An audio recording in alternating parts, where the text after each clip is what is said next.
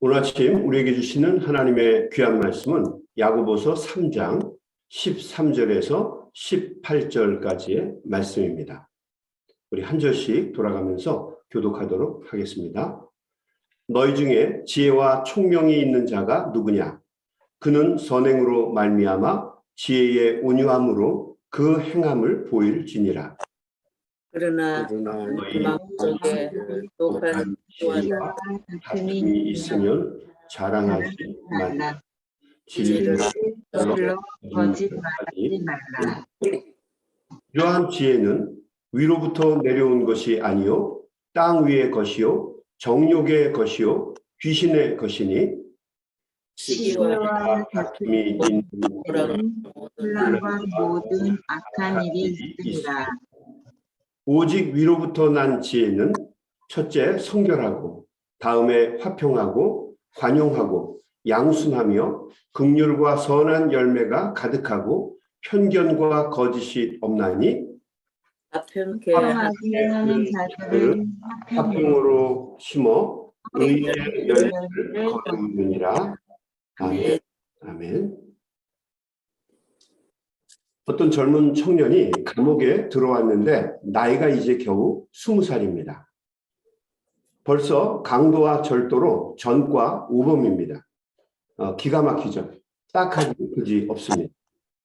이제 겨우 나이가 20살인데 그래서 교도관 중에 한 분이 그를 불러서 대화를 나누었다고 합니다. 예, 너는 나이가 그렇게 어린데 벌써 전과 우범이나 된다면 그리고 또 교도소를 네 집 드나들듯이 다니는데 앞으로 어떻게 이 힘든 세상을 살려고 그러냐? 그리고 질문을 했습니다. 그러자 이 청년이 말을 했습니다. 교도관님, 저는 어렸을 때 버려져서 고아로 살아왔습니다. 아무도 돌봐주는 사람이 없어서 학교에도 못 갔고 당연히 글도 쓸 줄 모르고 읽을 줄도 모릅니다. 그런데 어떻게 저 같은 사람이 사회에 나가서 살 수 있겠습니까? 누가 나를 과연 써주겠습니까? 하고는 통곡하면서 우는 것입니다. 배운 게 도둑질이라 강도, 절도, 도둑질을 빼놓고는 할 수 있는 것이 없었다고 말하면서 눈물을 터뜨렸습니다. 교도관이 보니까 이 청년의 사정이 너무도 딱하고 불쌍합니다.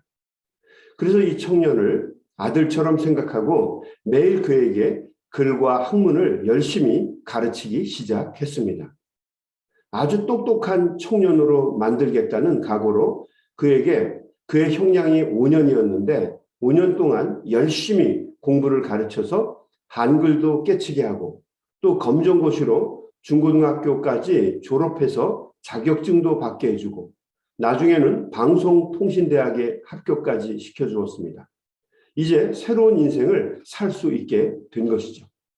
정말 대단한 아주 훌륭한 교도관입니다.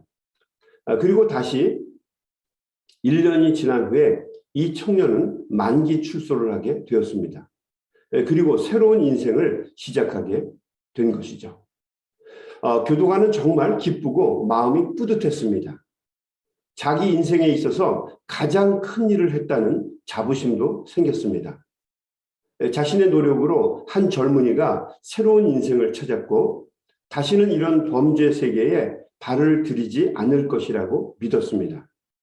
그런데 몇 달 후 안타깝게도 이 청년은 다시 교도소로 들어왔습니다. 죄목이 뭐냐 하면 사문서 위조였습니다.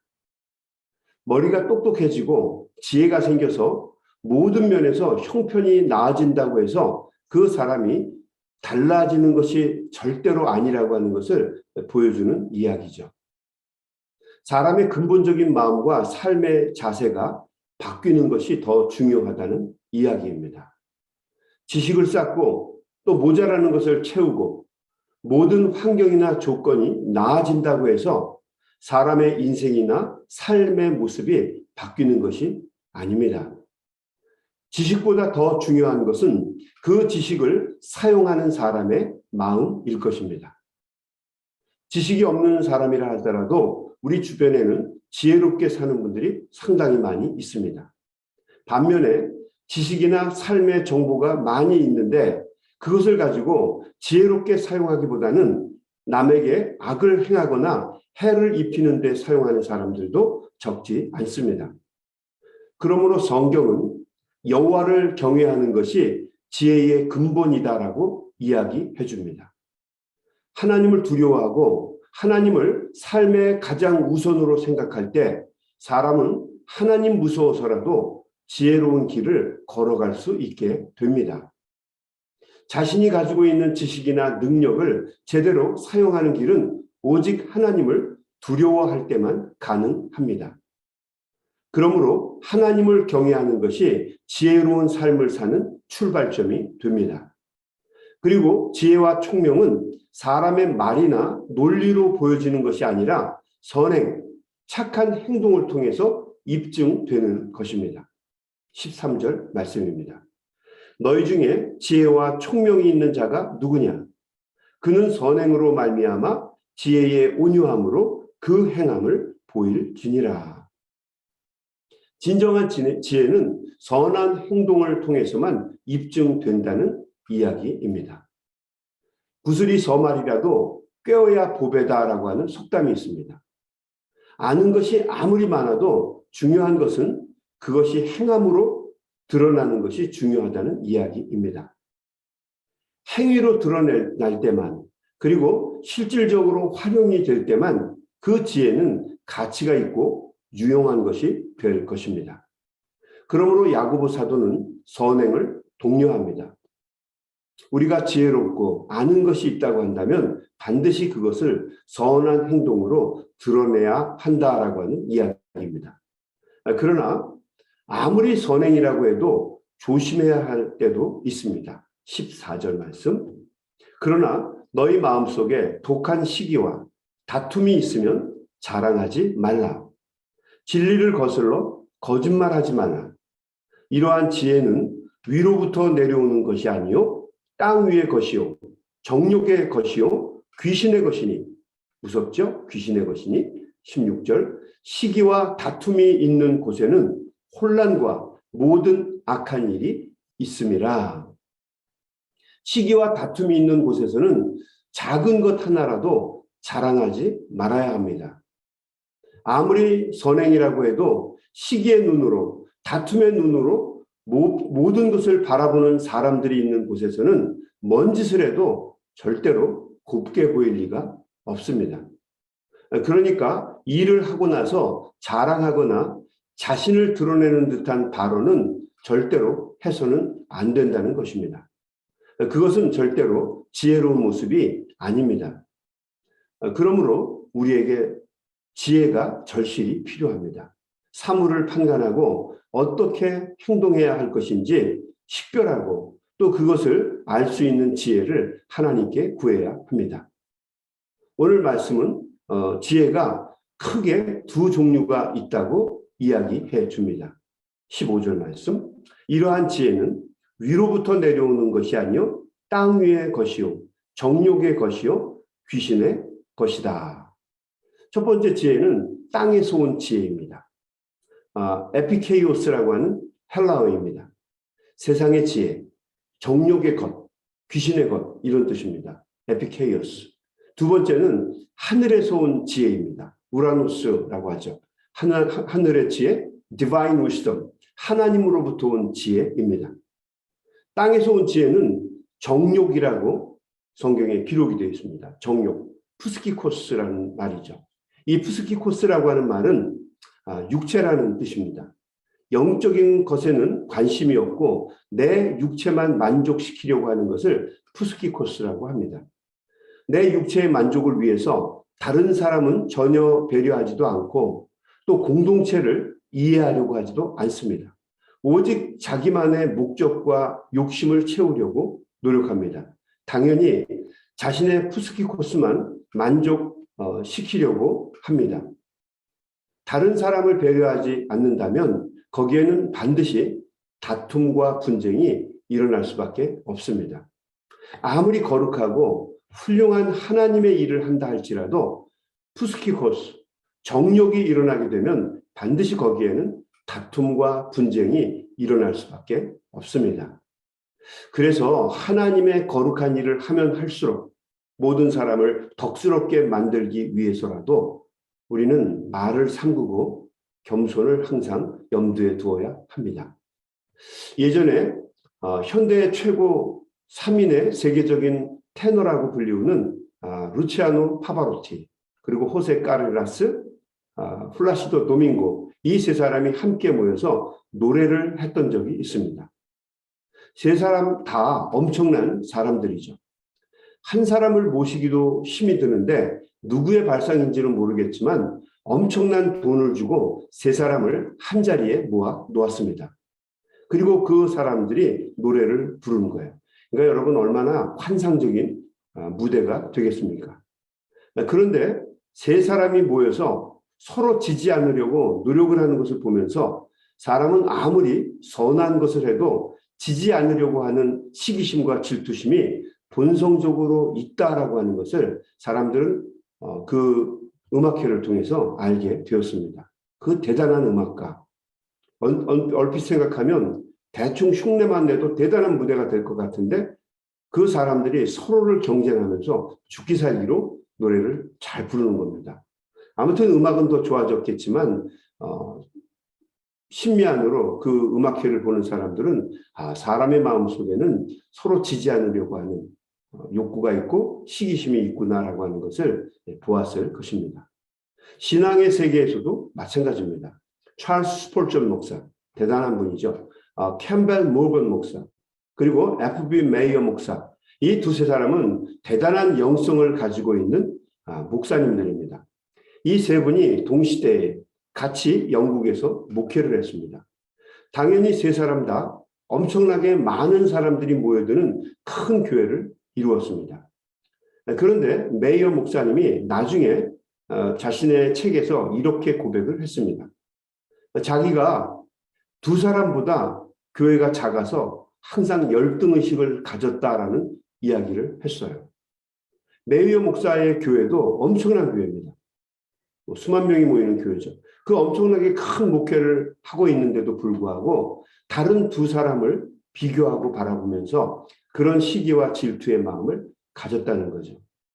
그래서 하나님께 늘 기도하기를, 하나님, 내 안에 시기의 영 대신에 평화의 영을 달라고 기도했다고 합니다. 그런데 아무리 기도를 드려도 도무지 자신의 마음속 깊은 곳에 숨겨져 있는 시기심을 없앨 수가 없었다고 합니다. 그래서 기도의 내용을 바꿨다고 해요. 하나님, 몰겐 목사와 그가 섬기는 교회, 그리고 스폴전 목사의 교회를 더욱더 크게 부흥시켜 주시옵소서라고 기도를 했다고 합니다. 이렇게 기도하자 시기하는 마음을 이길 수 있었다고 이야기합니다. 땅으로부터 난 지혜는 하나님의 일을 하면서도 다툼과 분쟁을 일으킬 수 있습니다. 자, 그러면 하늘로부터 난 지혜와 땅으로부터 난 지혜는 어떻게 구분을 할 수 있을까? 야고보 사도는 하늘로부터 난 지혜가 어떤 것인지를 우리에게 17절 말씀 이하에서 소개해 줍니다.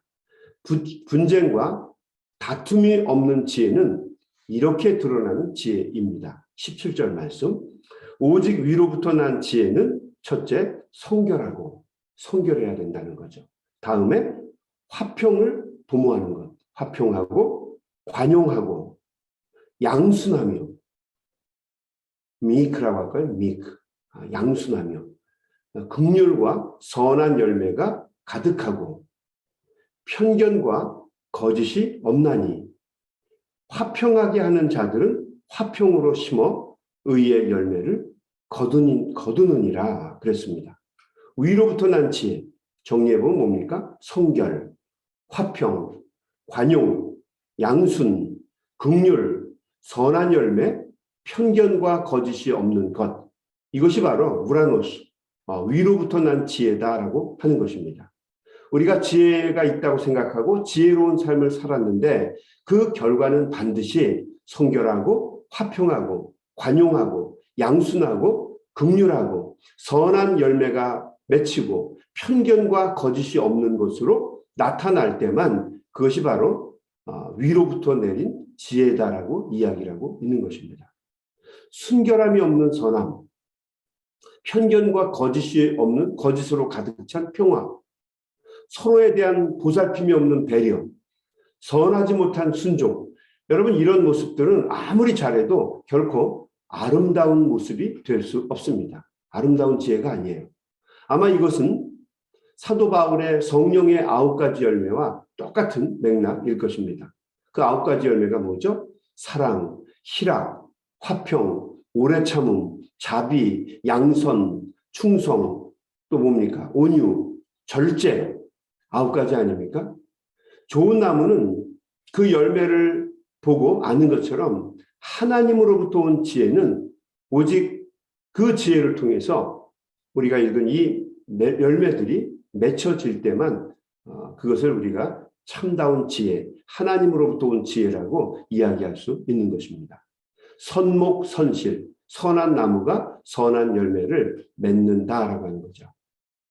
무슨 일을 할 때마다 항상 마지막으로 생각해야 할 것은 이 행동이 과연 사도 야고보나 사도 바울이 말한 것과 같이 아름다운 열매, 성령의 열매를 맺는가를 꼭 보아야 합니다. 그리고 그 열매를 위해서 지혜를 사용할 때만 그 지혜가 진정으로 선한 지혜, 하나님이 기뻐하시는 지혜가 된다는 이야기입니다.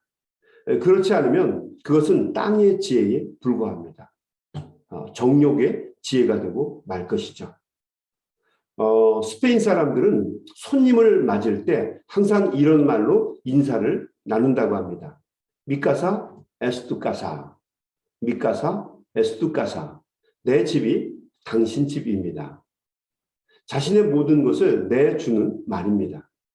여러분 생각해 보세요. 실제로 남의 집을 자기 집처럼 쓰는 사람이 과연 있을까요? 없겠죠. 그렇지만 이 말은 상당히 지혜로운 말입니다. 지혜로운 인사죠.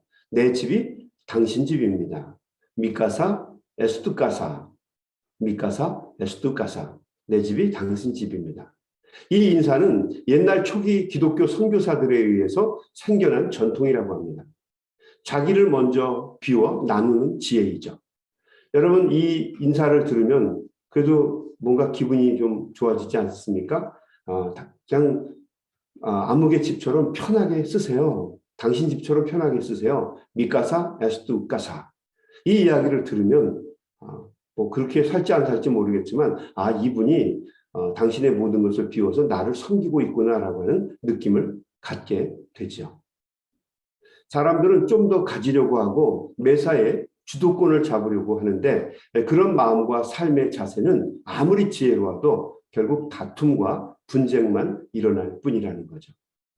사랑과 평화를 이룰 수 있는 방법은 자신의 모든 것을 내어주는 지혜가 있을 때만 가능합니다. 사람들이 언뜻 볼 때는 결코 지혜로운 생각처럼 보이지 않지만 자신의 모든 것을 내어주는 그 마음, 위로부터 내려오는 지혜가 있을 때 그것이 바로 참 지혜이고 주님이 원하시는 지혜일 것입니다. 여러분, 오늘도 만나는 모든 사람들에게 우리 주님이 주시는 사랑과 지혜로 잘 그들을 대하셔서 승리하는 복된 삶을 사시기를 주님의 이름으로 간절히 축원합니다. 아멘. 우리 함께 같이 기도하겠습니다. 하나님 감사합니다. 오늘도 귀한 말씀을 통해서 우리가 어떤 지혜로운 삶을 살아야 할지를 알게 해주시니 감사합니다. 우리의 지혜를 통해서 많은 사람들이 하나님을 만나게 하시고 또 다툼과 분쟁이 멈추게 하시고 우리의 선한 행동을 통해서 많은 사람들이 살아계신 주님을 볼 수 있도록 하나님 우리를 사용하시고 또 우리 교회를 사용하시고 우리의 가정을 사용하시고 내 인생을 사용하여 주시옵소서.